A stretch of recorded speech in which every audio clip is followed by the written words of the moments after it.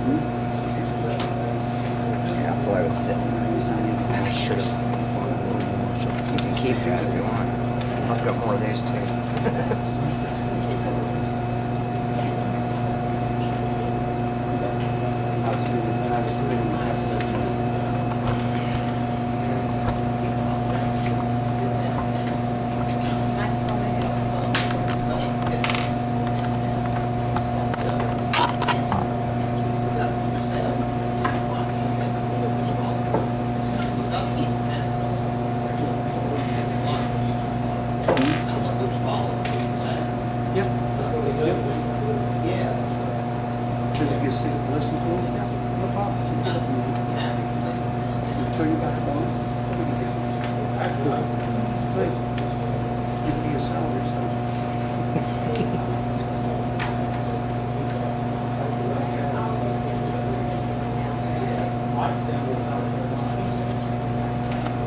Also, I have some questions here.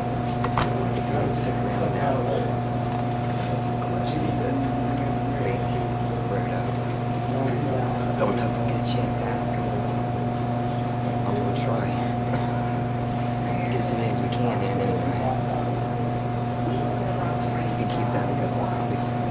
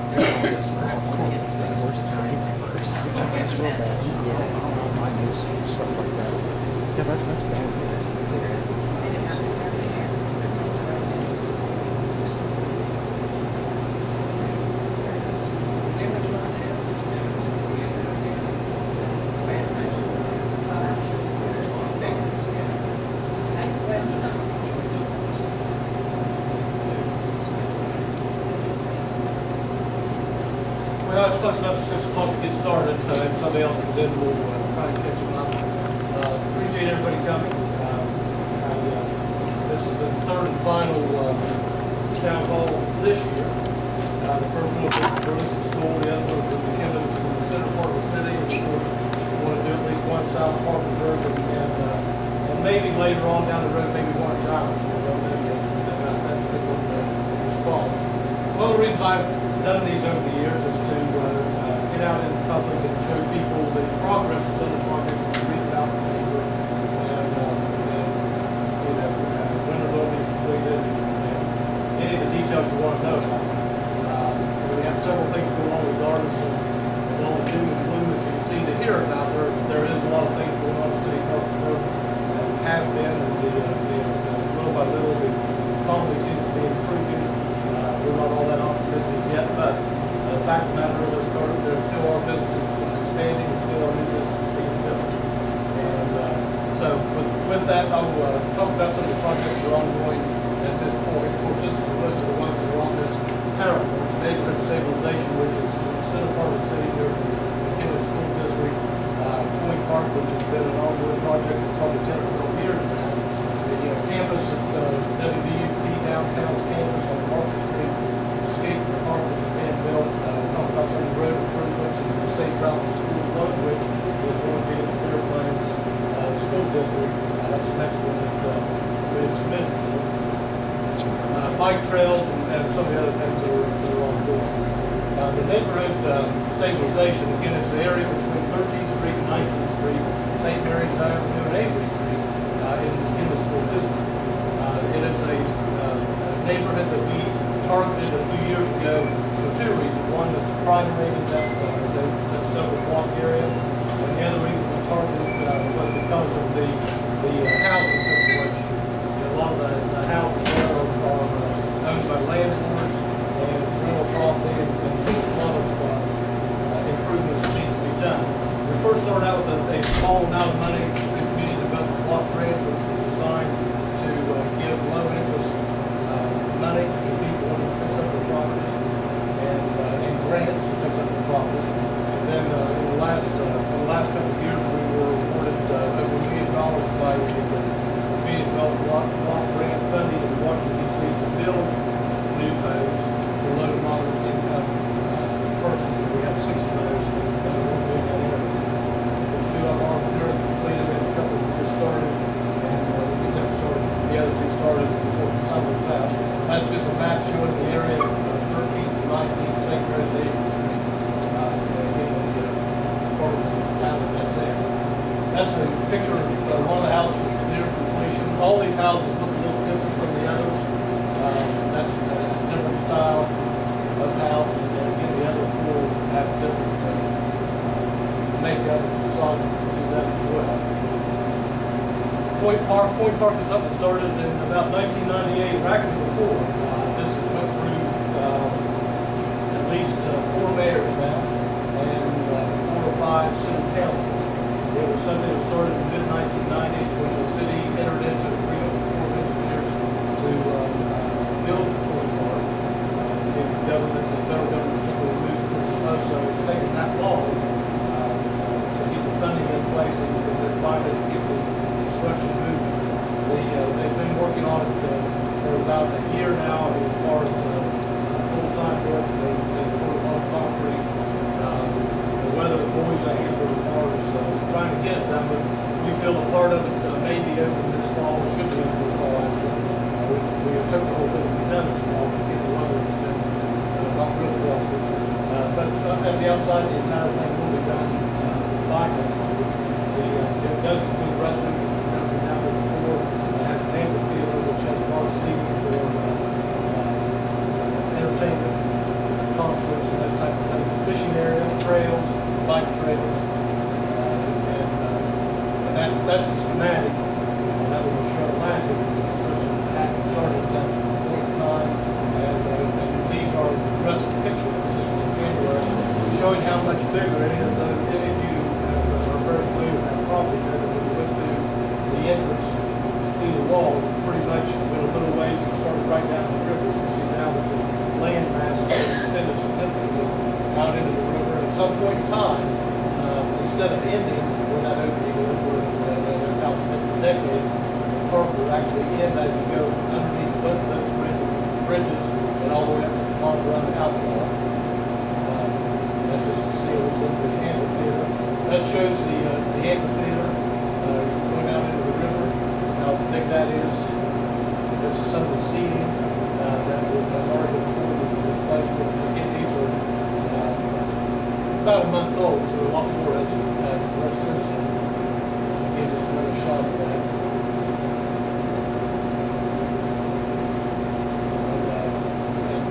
And again, hopefully by the end of the summer, some parts of that can the amphitheater and the main part might be open, according to one of the foremen that are on the job out there. WVU Parkersburg is something the city got involved in pretty early when I first became mayor, actually. We had tried to get their interest in the uptown area. We tried to get that building filled. It's owned privately, but nevertheless, we're always trying to get businesses and somebody that they had going to renovate it. And so we took a run at the college to see if they would like to put a downtown campus and then for a business school.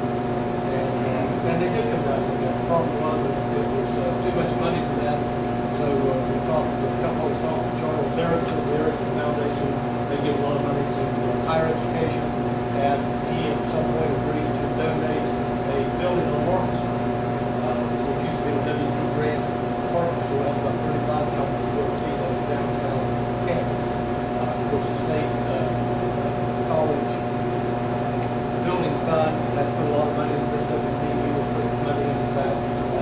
city has contributed nearly $250,000 into this project as well for an elevator and to make the restrooms handicap accessible. And the reason being is to get community development block grant money that is used to enhance these projects that are going to create jobs. That's exactly what this stands to do, create more jobs downtown. More importantly, it will create a whole new population downtown.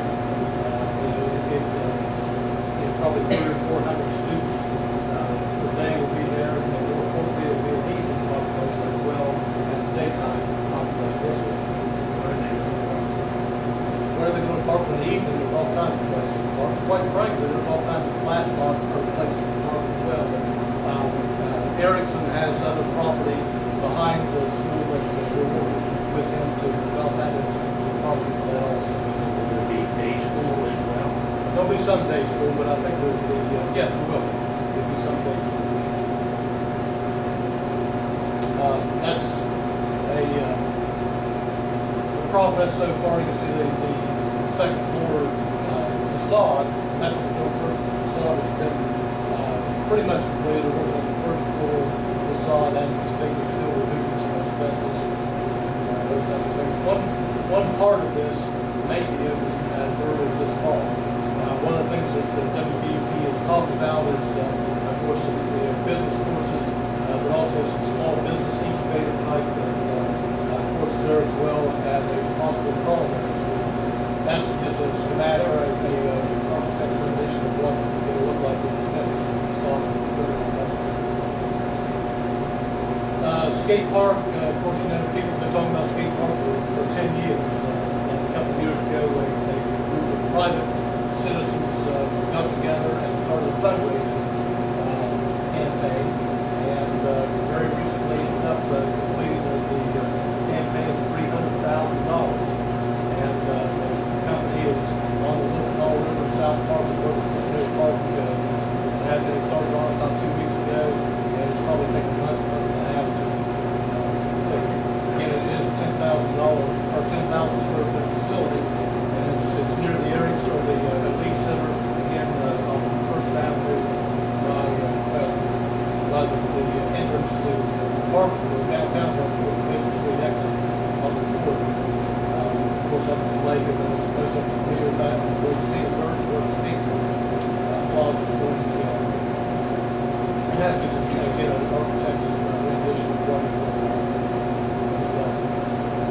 Transportation, of course, we've been working with the state on road improvements for quite some time. I'll start at the bottom. We've got 14th Avenue is a pretty large project there. Martin School and Edison School.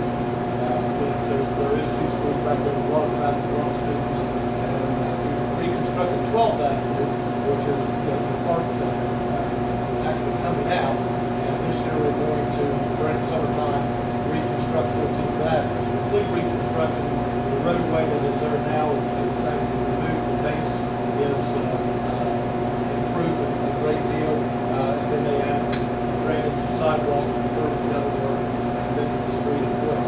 On top of that, the utility companies, gas and water services are replacing lines underneath that. It is a complete reconstruction. It starts on out, hopefully it'll be done tonight. June 14th is supposed to start, she says, and hopefully it'll be done before the spring starts. Also, Green 4th Street, I talked about those 2 projects just 1 minute. 4th Street has been a bottleneck coming through downtown. It's actually a state route. And as you know, when you come down by Camden Park Hospital into downtown, there's a lane shift. So the one lane can turn to get across the bridge. But there's always been a kind of a dangerous shift in lanes. And more importantly, to come to South Parkersburg, you have to get into the right-hand lane and stay there, which causes a great deal of traffic backup at the peak area, or peak hours. What they are doing before the land is building a 4th lane that will turn and go across the Juliana Street Bridge. And after that's done, 2 lanes will be going up 4th Street, and then 2 lanes will be turning at the same time on the 5th and Green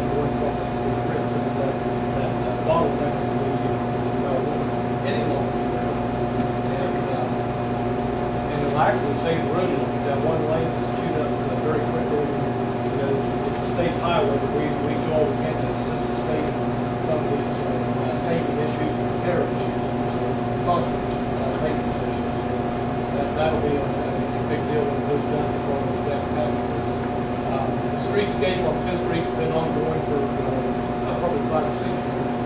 And it's the state transportation monies was given to the city to do just that. Fifth Street, where the corridor was built, Division Street, Fifth Street became the gateway into downtown Harrisburg. And for that reason, the Department of Highways, because Fifth Street is a state highway, began putting money into the enhanced streetscape on Fifth Street. Of course, ADA ramp, we do that citywide. We do a little bit every construction season. And it's just the brick building in the upper left-hand corner is part of the Salvation Army. Where you see the dirt, there used to be a law office there until about 3 weeks ago. It's been demolished, and Green Street will actually cut through that law, making 2 lanes turn across the Fifth Street Bridge. And of course, this is looking up 4th Street from the Thede Motors. The dirt you see there is a new lane that is being constructed so people just swing all around on the Joanne Street Bridge off the 2 lanes on 4th Street, go straight ahead without the lane change.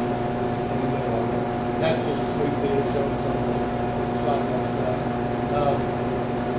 Safe Routes to Schools is also money that we've got through transportation funding from the state that we implement. The first one is being completed at Jefferson School. What the Safe Routes to Schools are is really the grant money given us to improve the safety of children going to school, improve sidewalks, widen sidewalks, if we have neighborhoods directly around the schools. We also applied for one for McKinley and Fairplains, the one for McKinley has been approved, and we'll be making plans to do that project as well. And then the next one will be McKinley School, with the next Safe Route to the school area, improve sidewalks, safer sidewalks. This is Jefferson School, and as you can see, built into this is a pull-off area for the sheriff. Right now, the sheriff's dropping children off and dropping off in the middle of Plum Street, and this roundabout area shows it's there for the safety off the street and allow the kids to get us to some sidewalks. Most of the stuff is being done, like I said, state money. The labor is city labor doing the construction it has. Bicycle paths, one of the big recreation things that go on in cities now are bicycling. People from Parkersburg leave here to go to Athens, Akron, Marietta, and every place else because they already have bike trails. We started working on this project 4 or 5 years ago, and were awarded again through some transportation grants. We're awarded about $600,000 to build a bicycle trail. Well, actually, it's going to be a network. The main one going from Point Park, eventually goes in behind the Salvation Army, out Depot Street, underneath the East Street Bridge, behind the Boys Club, and out Route 47, and eventually hooks up with the rail and trail system out by the car, down to WDC Parkway on Route 47. Of course, that trail system goes to Caro and Bellingboro and every place else in there. In addition, some of the inner city bike trails are connected. One go across the East Street Bridge, eventually over to the State Plaza and Lake in the Elite area. And then there's the bicycle advisory group that was appointed by City Council to do these studies. Have also mapped out a cross-city bike trail as well that they'll be working on. It goes from the area of Emerson School in North End all the way to Southwood Park. It gave us one little project that probably take us 2 or 3 years to complete. They awarded money a couple of years ago, but it was all done with environmental studies that the state government required to be done before any construction happened. This is just a schematic or just a map of where these bike trails are. The green one going down and down the street is the one that comes all the way from North End to Southwood Park. The yellow one goes closer.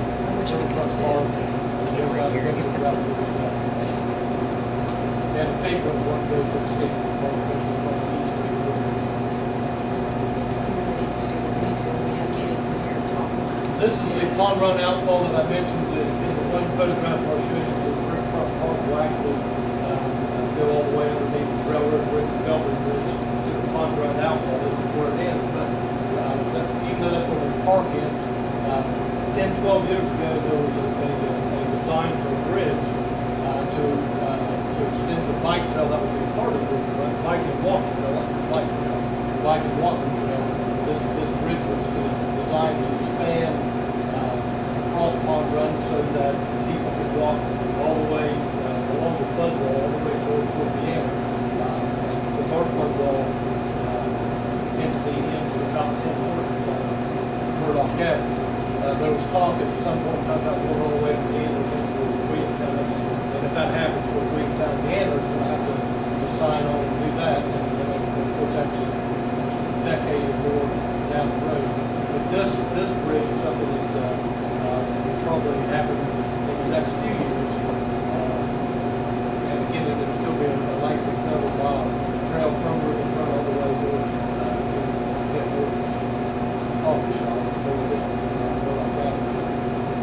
Some of the other things we've been involved in, of course, we've been buying fire trucks with some community development grant money. We had a fire study done a couple of years ago, and we have a lot of aging fire trucks. And of course, that's what we use CD money for.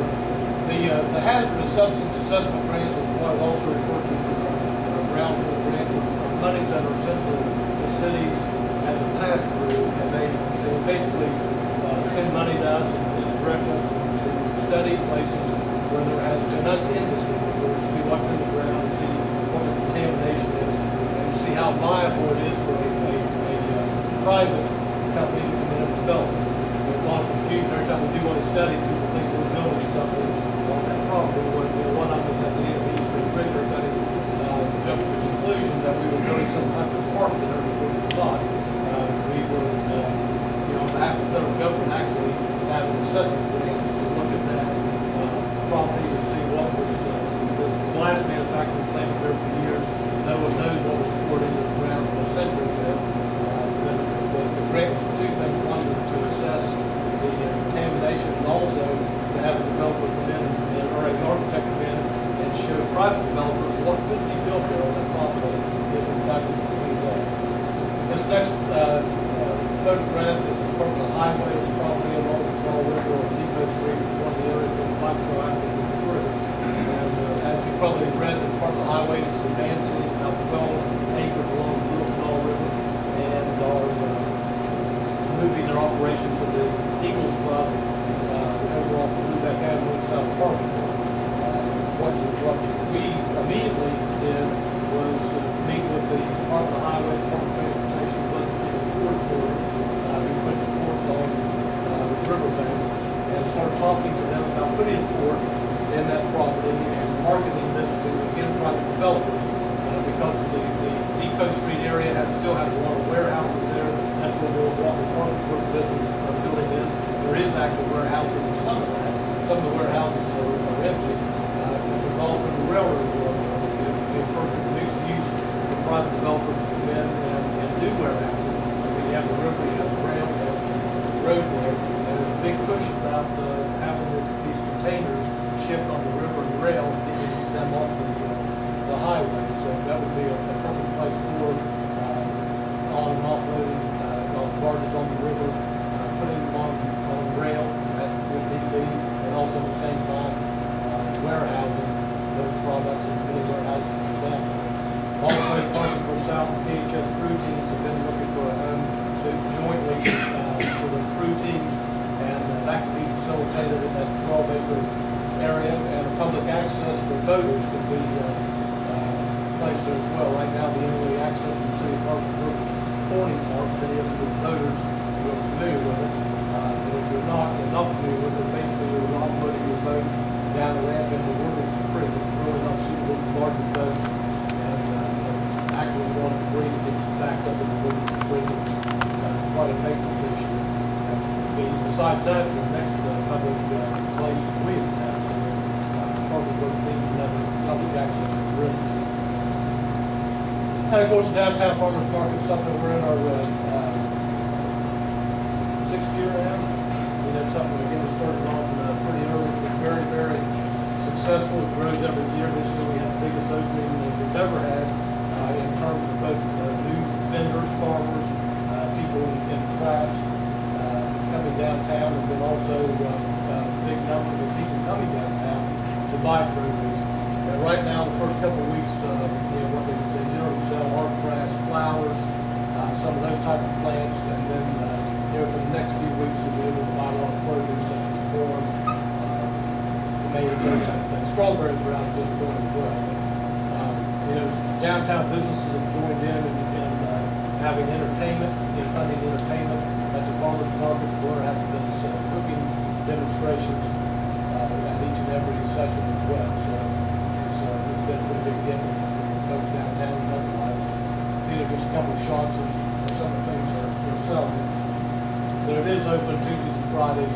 Again, we opened a couple of weeks ago and stay open through October. Any questions about those? That's, in a nutshell, those are the major things that we have going like this second. Yes, sir. On the skate park, Yes. after you go through the $300,000 that was donated, who's going to be responsible for the maintaining, upkeep, insurance, liability, and everything? And are you going to have somebody down there that's old enough to actually get the parents to sign a waiver? Because a waiver signed by a kid is not acceptable in a courtroom. Well, there are no ways to sign that. So if they get hurt, what happens? It's just like the tennis court in the city park. It's no liability on anybody but the skater. It's being built by a skate plaza committee to begin with, and as long as the city or no one else actually goes down and operates, like charges, has an opening and closing, charges money to get on it. It's just like you go to the tennis court and sprain your ankle. No liability on the city or anybody else. So the taxpayers ain't going to be footing the bill on none of it? Taxpayers don't have anything, nothing. It's like every other skate court in the United States. Matter of fact, you go to Marietta, they have a very nice one up there. Almost every city does, but Hartford. And again, this is something that's been ongoing. People have been wanting this for 10 years. This is nothing new. In one city, the private schools. Any other questions? Is the user fee met your expectations so far? Are there any plans of raising it in the near future? There's no plans of raising in the near future, and I have no expectations of what the user fee will or will not be. The fact of the matter is, you look right up the road here, we did some improvements on Broadway Avenue that if it were not for the user fee, for example, they wouldn't be done. That money wouldn't have been spent. It allows us to do just exactly what we said we would do with it, and that is maintain police, fire, and street. We've needed that for 15 years. It's needed that for 35 Yeah, years. I've been principal here for 13. I know for sure we've needed at least that long. That's the best thing they could have did right there. Well, and if you go on down, and hopefully we'll finish that over time, it's very expensive, but if you notice on down, we've been going in little by little and cutting out the streets and doing curb and gutter work. Yes. Broadway Avenue is the only street in the entire city with a grass median. I mean, it ought to look 10 times better than what it does. It's been ignored for years, so that's why each year I went in and done, I'll do an island or two. Yes. And I mean, people, I'm sure the people who live in this area have to appreciate the much better looks of that. Plus Yes. the cuts were- I mean, it's very, very difficult for us because of the one way in and one way out in terms of getting our children in and out safely. Our parents, we're trying to manage traffic. Our parents are fabulous about doing what they should do. And a lot of times the city has sent police officers down here to help us simply because of congested traffic. When we have buses, this is supposed to be 100% bus-free zone, but we have children that have to be bused in because of special education needs or because of school choice, because our school is a choice school. And we're now up to 8 buses in and out. Plus we have the gifted kids here. We run 7 to 8 buses there 4 and 5 days a week. And it becomes very, very congested. Yeah, I know it does. I know it has been wrong. Now, if we just keep people from parking in that grass up there, that'd be great. I think we're going to be good. I do. But also in conjunction with that, again, I think next year we'll be happy when we start seeing with all the sidewalks we're replacing. Well, the community's very excited about that. I appreciate your thoughts on that. Kind of addressing your this area is a problem, why can't you put a barrier around it so that people can't park? Just for this section, so that way they know they can't go on the grass. Kind of a sure concern. Well, yeah, the truth is, we talked about, particularly when we put that new grass in, we talked about putting a system of posts with cable through it. But we thought, hopefully, that once they saw the new grass, they were usually parking there because it was... Because of the business, to be honest with you, because of the business. It's not so much the school traffic that parks there, it's the business in Yeah, cities. there it is. And Lunchtime So hopefully, if people say, finally say, this is something we don't park on, it's been improved with grass, they may not. Now, if they continue to, then we may have to come back and do a system of small posts with a cable to keep them off there. Yesterday, article on the paper where you said you're trying to make Parkersburg clean it up, more or less. Yeah, I got a couple complaints on that. First of all, what you guys did right up there is great. Don't get me wrong, I've lived here 38 years. And it needed that for 38 years. It took them railroad tracks out that needed. Second of all, that ditch line right there, all the way up. You look at that ditch line, that'll grow up 6 feet tall before somebody comes out and mows it. If you would only see the rats that comes out there the size of a cat with tails on it, you would have somebody out here mowing it. Second of all, water, there's no drainage at all right there at the end of Wall Street. The water lays right in my driveway beside my house. You can have a 3-month drought up there, and it's still soaking wet through there. That's true. They come up there and they put gravel in yesterday and went in front of one house. If you're going to do it in front of one, put it in front of all of them. What's the address on all of them? What's your address? 618 is right on the corner. The water comes from Myrtle Street, comes from Olive Street, and it sits right on the corner of my lot. I can address that down the ditch line. I can address it. I would address it on the highways. And I wish they'd put some kind of drainage. I do underground work, and you don't know how many times I've had that ditch witch at home thinking that I'd fire this thing up and I'd make me a drain underneath this road. I can bore underneath the road. I'll put a drain underneath it. But then here I go. Then I'm going to have the city. I'm trying to help the city. You'll have the city. You'll have the state on it. But I can talk to the district engineer because they're working on that road anyhow. You that well know. Maybe there's something they can do while they have it under construction. It's gotten worse since they come up last summer and they paved it. When they paved it, of course, they took that machine, they chewed up the old concrete there. Well, then that humped up the gravel where everybody parks. When that humped it up, then they paved. Well, I tried to get them to come out and level it off to keep that water running down the street. Well, they didn't, so now it runs right. I got parking on both on the 7th Avenue and Olive Street, and you drive right up there and you look on 7th Avenue and it's nothing but mud all the way back to It's even worse in the winter it's time. property that I maintain, but hey, if I'm going to maintain the city property, they ought to help me. I mean, or the state or whoever you're going to consider it belongs to. There's no drainage under this road? There's no drain. There's a drain on the other side by the ditch, but you walk in that ditch and there ain't a bit of water in that ditch. If that ain't got no drains going into it, fill it in with dirt so I ain't got to look at the grass growing up. So I feel I'll go haul the dirt if they want to fill it up. Well, I mean, actually, I will talk to them. They're way behind on the grass cutting. If you can see the median on Route 95, as a matter of fact, we up in North End, we ended up cutting some of the state's grass because it's going to be too much. We can't get it to cut it more right now. And the other thing is we have about 200 acres of city property to mow anyhow, and we can't keep doing the state's work. But we can't do this. Unless I look at it, hey, that's something that they get very. Jerry Edmonds come out and looked at it and said, we just got to live with it because there's no way we can put drainage in there. And I thought, well, if they're telling me I got to live with it, then let me do something to fix it. Well, you know, it wouldn't hurt my feelings if you did, but let me talk to the state first. It's their problem. And then up the street, they got no camper sitting out back in and it's not legal. There's no license on it. I think they actually even have somebody living in it. They got electric and stuff ran out to it. They had them move it out there one time about 2 or 3 years ago. Well, this summer they moved it back in. Yes. And then at the end of the street, there's a boat right on the corner of Olive and 6th. You got to come out in the middle of 6th Avenue to see if anything's coming. By that time, it's too late. Someone's going to hit you.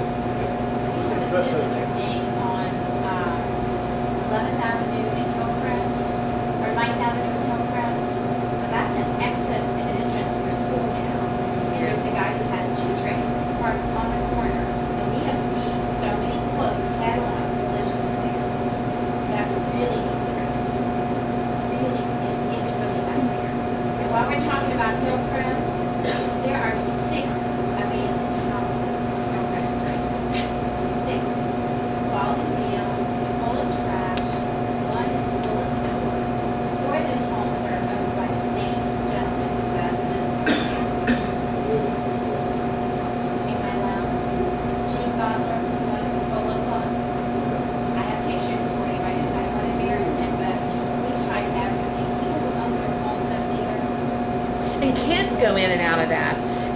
cannot tell you how many times we have reports. The people are good about telling us if the kids are going in and out of there, and we, you know, check with their parents and stuff. It's really bad up there. This one. Sorry. There's two. Yeah. What is it fixing up? The original ones, I think they're condemned. You guys in the city put things on them, but he's still trying to rent them. He's still trying to rent them. There's the third. And from time to time he does, and then horrible things happen, like people get hurt, and different charities help families move out of there when they get hurt. That room is caving in. This room is caving in. Is the rent room that way? We're not sure. And this I told you, this is by This guy owns a house in the kids, like that's part of that. We're not sure about that. I don't think that they're all. This is a 12 feet out today. So I don't think there's anybody.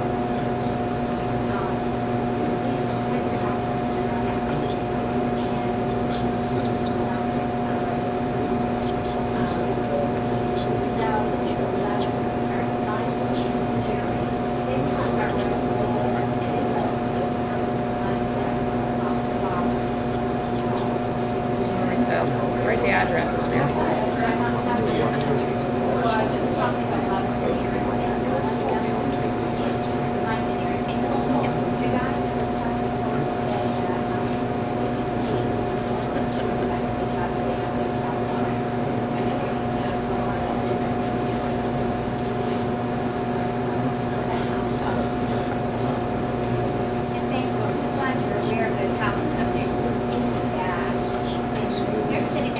I'll have people come and ask me, should they rent it? I'm like, no, Oh, no. no. And he's still trying to rent those houses the way they sit right I now. know. People come every day. I know. to this house. We're here to represent my son and daughter on other home up there. They don't stand a chance. You know, their house values are six in one block. But the good news is there are areas on this side where people have bought homes and they are, you know, cleaning them up and they are fixing them up and they're making excellent rentals now. So but I keep up with the enforcement because that has really helped. Yeah, on my street alone, a guy just purchased like 12 houses. All the same And they're guy. slowly He's doing a fixing- really he's good slowly job. And I'll tell you, that's the best thing they God can bless do. him, whoever he is. That's- Yeah. That's right. Yeah, I'm gonna tell you, He's doing a good job, he really is. Yeah. This is That was a problem- job. This is a problem in several areas. You know, eventually, and we do everything we can to keep from having to actually take the house and turn it down. We do have a lot of patience for people trying to get them to fix it up. Because we'd much rather do fix it up. Yes. First of all, but more importantly, you know, what happens is we end up, when we condemn them, we end up having to buy, and we don't get those for free. Yeah. We have to use liens, there's all kinds of things, there's several $1,000s we have to pay for that piece of property to take it. And then we have to pay about $6 or $8 grand to have it torn down. And then when you tear it down, you have about a $1,000 lot of debts that you can even sell. Nobody even wants Yeah. it. You're trying to sell to neighbors on either side, Yes. they can expand your yard, nobody wants it. And so we end up mowing it year Right. after year. So that's why we do have a little bit of patience trying to get it done. And besides that, it's even under the best circumstances, you can imagine when the government tries to take somebody's piece of property, it's a very lengthy process. And it should be. As it should be. And so if nothing happens quick with these houses, but I suspect, you know, he's probably the type of guy that gets a few tickets and goes to clean it up. You just know after getting a few tickets at the end, but we'll be on it. I appreciate it. Yes. Do you have a certificate of occupancy requirement? Yes. For the businesses. Yeah, commercial, yes. So you don't have it for residential? Well, I mean, if there's somebody's building a house, I mean, it has to be built to code, it has to pass that kind of inspection, electrical code, things like that. But what I'm saying is you have it for businesses, should they apply for a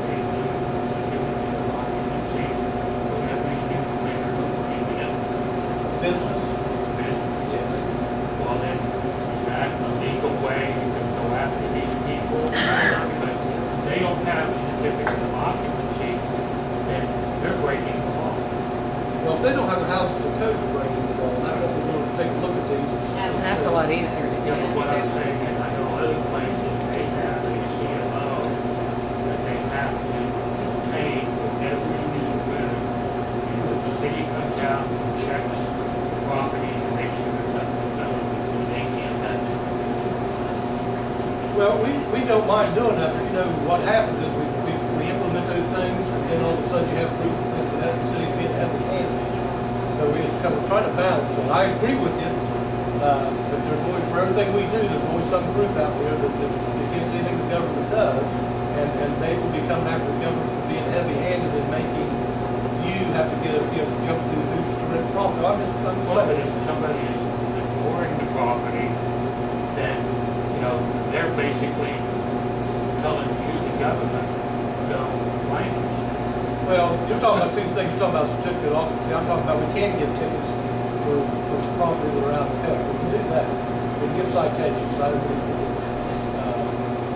they don't go to jail for this, but they do have to pay the fines. They lose their driver's license. So there is a little bit of teeth to that. Well, I think that's something that we should start, if you're going around and seeing a house that maybe not up to code, somebody should go check that. When we get complaints Well, you would be like this- surprised. I live on North End, even though I'm principal here. They do that because my neighborhood is much better. They do that. Yeah. And we get I've had complaints. 3 improved on my street in the last 10 years, so they do that. I got a couple of things. First of all, the lighted rail on pipe, like you're going towards Walmart. Then you put it right away like that. They got one coming from the mile on the rail. They're like, school lights out, you're up there, you're setting the traffic and people the light. Oh, You can't do gosh. the light because you have people that turn out towards Walmart and you're sitting there too late, light at the light. Right. And nobody want to go through. And the other thing I got is about the ditch. I got a ditch up behind my house. The city's been out there 2 or 3 times and said, well, we're getting a backhoe down there and we'll clean it out. Well, they bring a backhoe down and Mike Warley and Jerry Edmond and a bunch of other city guys come down and they'd take a wheelbarrow and then we'll pick a little bit of rocks up and load them on lunch and then take off and come back. And we went out of town, we come back and said, do you have any problem? Let me know. I went back there and said, where's the backhoe dug at? Well, we didn't dig it. I took my privacy fence down there and for them a minute. When it rains, the water comes halfway up my hill and I got a privacy fence far over my yard. I had to let the privacy fence down for the water to run through or from the oil fence down. I mean, you said that people, if they don't take care of their property, you're going to give them a fine and take their driver's license. What we're going to do in the city, we're going to take their license and give them a fine, or what we're going to do about that? Well, it's city property. It's city property. Well, being a public right of way and being owned by the city are two completely different things. You know, what we own are buildings and grounds, not necessarily the sides of the streets. That's not city owned property, the right of way. I will have, you know, I'll talk to Gary. What's your address? I'll be 4817 Fourth Avenue. Because they told me before, well, we didn't do right of way down there. Well, then, But that's the point right there. but they said they didn't have the right of way. But when they come down and the city wanted to work on, there was a sewer meter down there they wanted to work on, they didn't have their problem coming and taking my fence down. My neighbors come down and drive their hose and everything else back in there. I mean, if they can do it for that, why can't they just, they took it up to the other end on towards Edgelong, about halfway down. They took the back road, cleaned it all out, and leveled it out, put dirt in there, and the people could load car across it. Mine, you can't even, I mean, the neighbors behind me, they got like a junkyard back there. They just, everything they get, they don't want, they just throw their fence and blaze in that ditch, and I got there and tried to pick it up, and I just said, the hell with it. I mean, that car picked shit up. I'll talk to them about the city, but I can assure you we don't own the property. It might be a utility right of way, that's why they go up with the utility. There's a big difference between right of ways and city owned property. Because I asked them, why couldn't I just take it filled in like everybody else did, and right mow, make, I mean, at least look presentable where the water would be. And one down, he's the next city called Butch White on, he dug his all out, put a culvert in there, and they told me I couldn't do it, but they let him put one in his. I don't know why I couldn't, if it's all my expense, why couldn't I? I have no clue. I have to look at this and say I'm not aware of even he put it in.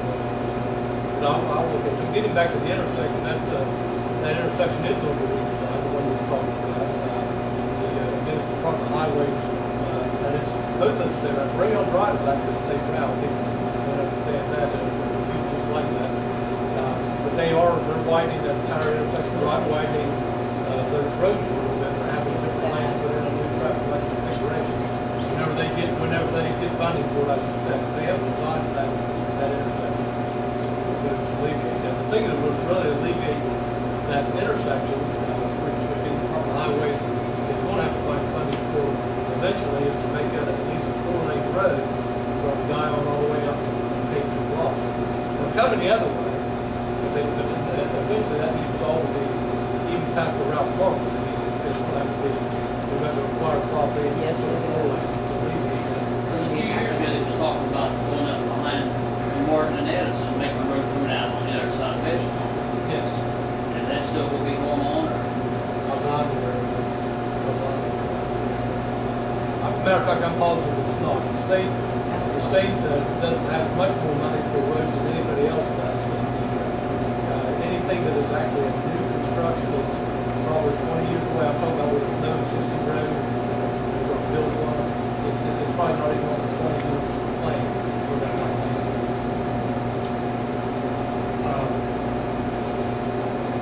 Is there a requirement in the city for police officers, like 9 tickets, or a couple times? It's already here. I think 9 tickets, no. There's a requirement if they're using grant money to make contact with the public, but not necessarily tickets.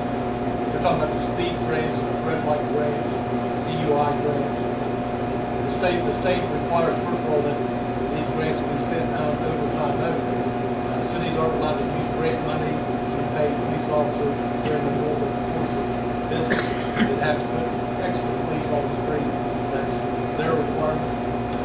There's a requirement that they just can't come out for 3 hours and do nothing. Well, do something. You have to make contact with the public. It could be warnings. It could be warnings. It could be.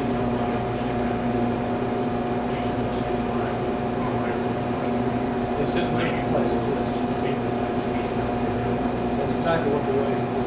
They wait at intersections downtown, particularly Juliana Street, where we have a high traffic accident rate and puts people in red lights. That's what the grants for. That's the reason the state provides those grants, and they expect the state expects enforcement. These basketball hoops and everything that's sitting on the road, sidewalk and everything, when the guy comes out sweeping the streets, he has circled completely around. 2 weeks ago, the guy got out of his cab, went down with a broom and swept up the road, which is not his requirement. The federal law says you can't have anything over the road less than 12.6. My problem is I got a motorhome, I gotta have 8-foot clearance. This one down here on 6th Avenue, I hit it, they had it down to 7.3 and tore my antenna. Went up there to tell her about it. She threatened to have me arrested for trespassing, which that's bull. Had a police report done, and she won't make good on it, repair it. They won't have to pay a report and sue her, but that's a waste of time. Is there anything you do about these basketball goals setting on the right-of-ways? Yeah, I mean, if they're in the non-compliance, we certainly can have them moved. What's the address? I have called the city quite a few times, the address 3314 6th Avenue, and they said, oh, we'll send Doug McLean out. And as far as I know, he hasn't came out. I've talked to Sharon Common a couple times. She said she's had quite a few complaints in her district about those basketball goals sitting out there on the sidewalk. People can't walk up and down the sidewalk, or sitting out there on the street, can't drive on it. Some of these areas where you're talking, I don't know if yours is the same. Some of the areas are designated play streets. And Well, if they- 6th Avenue replaced it. it is or isn't. It's not. It's a 2-lane road most of the time. We don't even have Cars parked sidewalks there, in which that we street. dodge cars and follow. But the basketball goals, they're in the way. Well, I personally would rather see kids playing basketball on the street than doing. I have one. Put out inside the garage. Yeah, but that's a problem. Sometimes they're doing bad stuff, just as bad as drug, saying stuff to people, obstructing traffic. Or sometimes they're rude, you know, and they're not supposed to be out there. We'll have to stop. Well, the playground here has got a hoop and it's open, and as long as they're not here after dark, they can come. Problem is they have to behave, Yeah. because we got cameras. I had problems with that. I had a basketball hoop out front. It was on city property, but it was property I maintained, and it was for my son, but that was at the time that you wasn't allowed on this school property when there was no school in session. If they caught you here, you get in trouble. So, and that was when Columbo was in there, and what's the ex-police chief who lives up there, Huntley, Jack Huntley, come out and talked to me about it. I told him, I said, I don't have a problem moving it. I said, what caused the problem was a guy across the street was complaining because he was trying to sleep during the day, don't work, trying to sleep during the day, and the kids was out there bouncing basketball. That went through me, especially when he told me that his father provides for him, talking about welfare. Now that just went through me, just for the fact that his kids played on that basketball hoop too. Well, and I don't have a problem. If they tell me to move mine, I got one, you look right up there, you'll see it right on the side of the road right now. I got one right there, it's a one-lane road. Now if it is down low enough where somebody's going to hit it, I'll be sure to move it. But I put them red dot stickers all over it. When you come, as soon as you turn that corner right there with your headlights on, that thing lights up like a Christmas tree. That's the problem, sir. Some of these basketball, there's supervision. There is adult supervision. That's okay. But there's a lot of them. There are. They just send them out there and they just do whatever they want. I've seen them take rap music out there and they'll put a CD player out there with that rap music swearing. And then when you call the police come down and they go like, well, it's just some kids playing basketball. Why don't you leave them alone? So that's the problem. They're not playing basketball. They're bothering people. And then they take a shot where they'll throw it and miss, it'll end up in your yard or on your porch or something. You come out. One time it's an accident. Okay, they get their ball back. They keep it up, and you catch them on a porch or something. Unfortunately, it's like anything else. There's a couple of people that ruin it for everyone. And there's some kids that can go out there and play basketball on the street and will not cause any trouble. Unfortunately, the ones that do they're ruining it for everyone. Because there's nobody that's going to really protest about a basketball court or any of that kind of stuff. Every one of them's got their own circumstances. Yeah, and then just like when you said you threw it and it went in somebody else's yard. There you go, and then you can have 3 kids there, and then they're playing nice, and then one hoodlum comes in there and starts swearing or disrespects the adults, and then you have problems.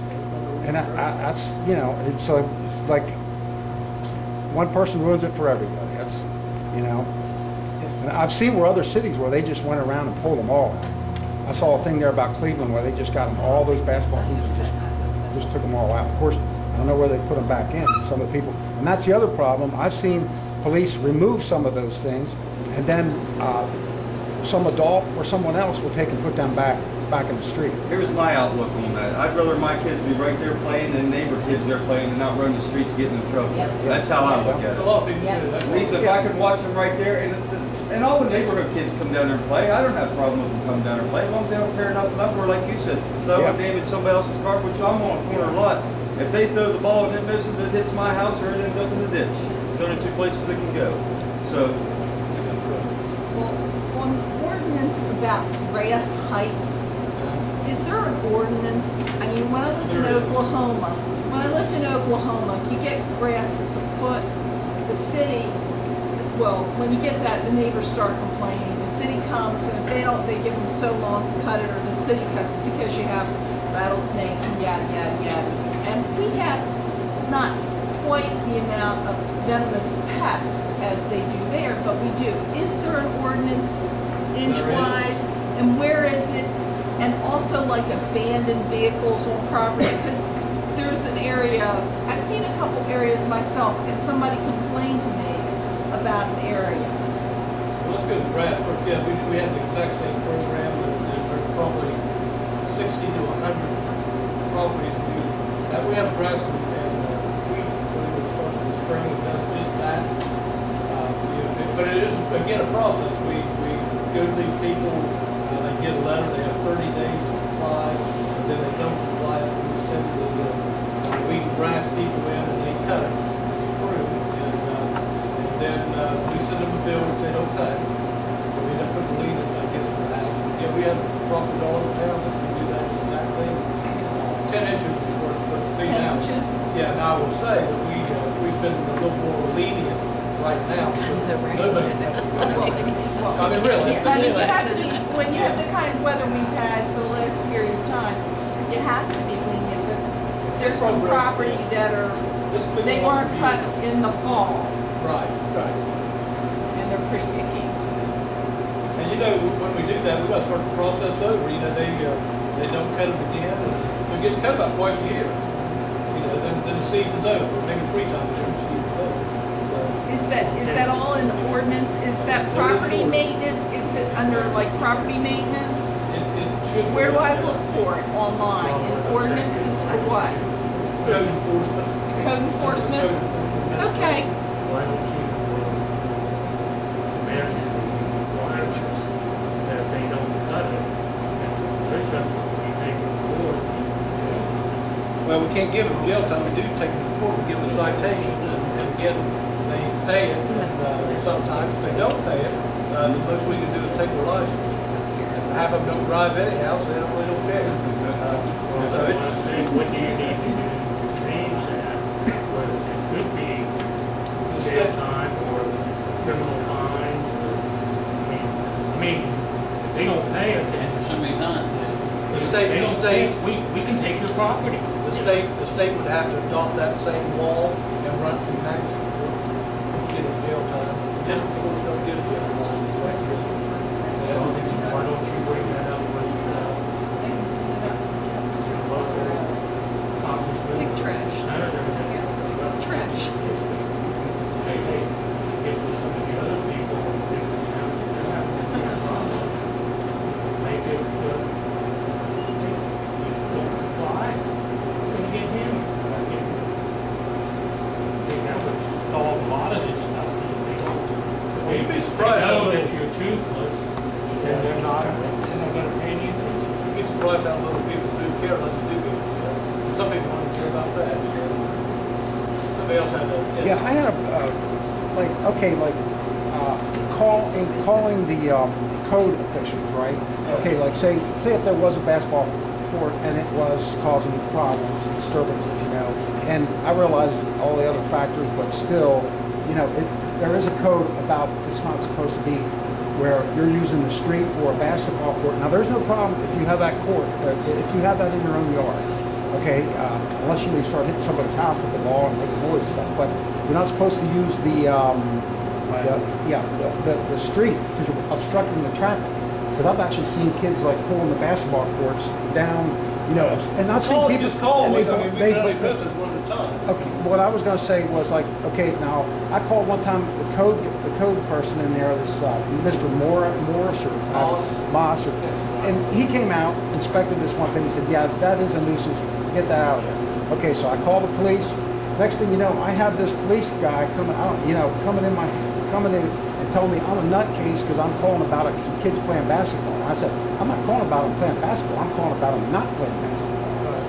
You know, that's what I'm calling about. And you know, I mean, that's the police coming and telling me, you know, I mean, I'm just a citizen. I'm just going like, hey, I just want to enjoy my house. You know, inside my house, I don't hear somebody out there swearing, you know, or you know, that kind of stuff, and then hear horns beeping at them and things, you know. But it seemed like there was, you know, I'm not saying that, you know, then they try to say, well, you're trying to use the code people to get at your neighbors or cause trouble or something. And that's not true at all. If you don't complain about the police department service, right there's the guy you talk about for the meeting. And as far as us going around removing basketball rims off the sidewalk, I have no intention of doing that. Yeah. Unless there's an issue like this. Back when you said the grants for the DUIs and stuff like that there, I eat a lot, we eat out a lot, we eat a lot of restaurants. And we use the benches several times, we eat the benches a lot. We see a lot of city employees up there drinking, and then turn around and get the city vehicles to drive off. One day we sat there, we was there probably an hour and a half, 2 hours, and watched this one, I don't know what their name, they sitting there drinking for about 2 hours. And he got up, we left right after he did. Got in the city vehicle, and wiped up the city vehicle, and they drive off. And I called state police and called the sheriff. They said, well, we'll contact, we'll find out where they're at. I said, I'm calling right now. I told them to call them all the way down 77. We got off at the 5th Street or 7th Street exit and told them where I was at. And they said, well, we'll have to contact the city now because we're in the city. They're in the city heat lines. And still never heard nothing about what was going on. Nothing said. And that was Skinner, didn't hear nothing about it or nothing. I mean, it seems like they just pick and choose who they, I mean, like you're saying, boy, and you get whatever, what you do, security. city vehicle for a bit, first of all. Yeah, you have to play with the police chief and tell them the truth, you don't tell them what they do. I've never heard something before. Yeah, I mean, just go to conventions, about any time of the night, you'll see one or two police city vehicles in parking lot. Anywhere you see the city police. What, street police? I'm not sure what, if it's street in the city of Wood, town, or what it's from. Down in there. I used to work in the city 10 years. I seen down in the base. I seen.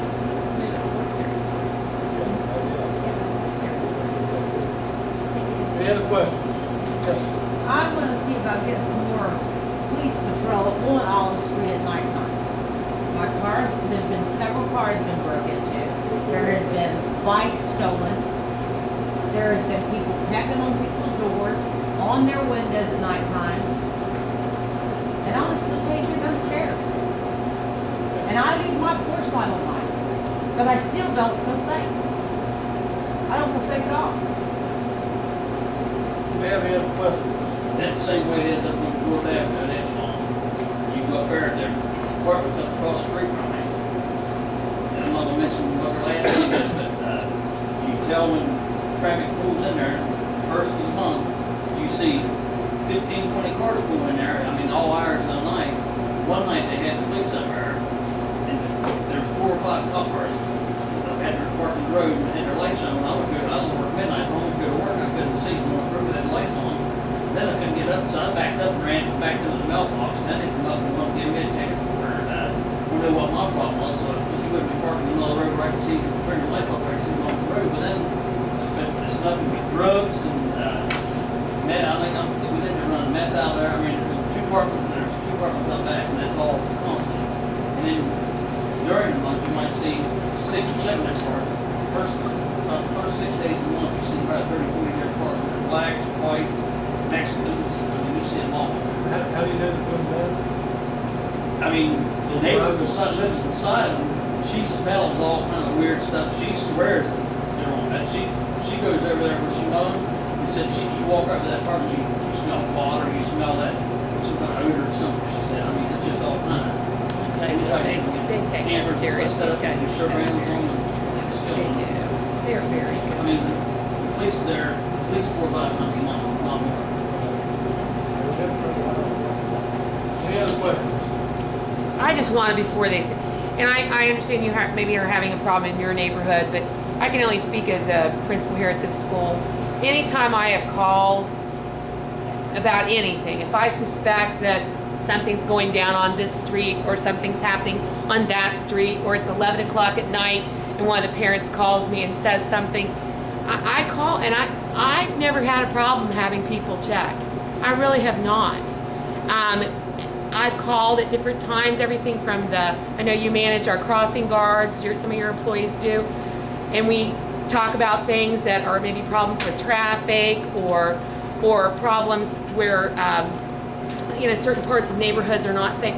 I've never had a problem with the Perrysburg Police Department not taking serious what I've said. And I'm not saying that what happened to you didn't happen, and I have some of the officers are fathers here at this school, so I can honestly tell you they take at least in my opinion, they take their job very, very What they seriously. see when you call, they say it's principal calling, and they're thinking the welfare of the kids. Well, and I'm not saying that's not true, but I can honestly tell you there are a lot of children here that their parents are repeat offenders themselves, and are in and out of jail and things, and I get a lot of cooperation. I get a lot of She's cooperation. in a position to almost demand it. Well, And you gotta move Yeah. forward with the police, but a simple citizen, Yeah, well, a lot of them is just. But I have a lot of They parents don't- that they don't see if you they as were having a here, they would tell you the same thing. And I'm not doubting that she's not afraid, because she's a wonderful mother, but I can honestly tell you, at least in my opinion, they do. Well, let me say one thing, to get back to the drug thing. The fact there's a lot of cars and a weird smell, unfortunately. Does not mean- If it was so easy, if that were enough information for us to kick down doors, It'd already be done. That'd be done, but we do have this Constitution, which we're trying to uphold. And unfortunately, if that lady wants to come in and swear that she doesn't do drugs, have her come downtown, she won't do it. She doesn't know, for one. Okay. However, every circumstance is different. You know, we entertain about 37,000 calls a year. There's usually 6 policemen out at a time, and they're very busy. And, you know, they're not. I can tell you at least twice a month our alarm goes off here, and they're here. They are here, Johnny on the spot. Well, and I can, and as the chief knows, I have personally had a problem at my home. And the police did the best they could. And there was a rash, and I happened to be the first of the rash. But prior to that, as a citizen, I live near where she lives, and we don't live in an expensive neighborhood. We live in modest neighborhood. And there was a house, and when I tell her, there was a house that was maybe a block from where she lived. I know exactly on which the other side of the street. And I called the police, and every time I saw a police officer that I kind of knew, I'd say, you know, that house on this address, there are cars, you see them in the night, they come up, they go in, or somebody comes out, something's exchanged, and they're gone. And it took a while, but I don't know what they did, but I can tell you, it's not there anymore. It's not like that anymore. But it happened for like 2 years, this one house, and there was bizarre goings on, and you didn't have anything that you could say, this is it. But every time we saw something, every time I saw something, I'd call the police and I'd say, I hate to be a pest, but this is what I'm seeing. I want you to know. And they'll even tell you, you're not being a pest. And they were always very, very nice to me. And that's and I think you just have to remember, I'd hate to do their job. Because people can be really rude to police officers. And they're just trying to protect us from everybody out there who's trying to break the law. And to send people to jail for not in my opinion, to send them to jail for not mowing their yard is not a good idea. Personally, I'd have them on a work crew pushing a mower down some nice roads. Maybe they might get the message, you know. I believe in that stuff. That's what Put them on community service mode. Yeah, community service. Mowing. There's no room in jail for real criminals. That's right. Yeah, putting them in jail doesn't solve anything. It's giving some serious community service. Something to force them to do something, let them just get away with anything, and they get a ticket from the city and blow it off. I mean, one of the things about the city. They lose their license.